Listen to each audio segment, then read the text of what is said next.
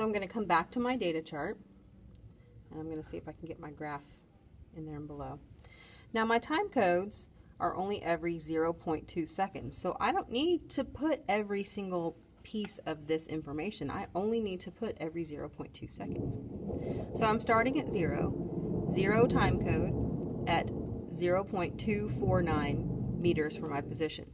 So I'm going to take my first point, this is my 0 line, and I'm going to put a dot right about there. Next I have 0.2, I'll move that, and my position is 0.281. So again, I'm going to come down and I'm going to make a dot. 0.4 seconds, 0.329 meters.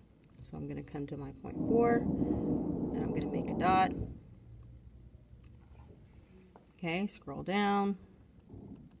Next one, 0.6 seconds, 0.353 meters.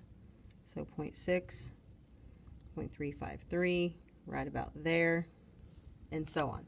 And I'm going to keep doing that until I have the entire thing plotted.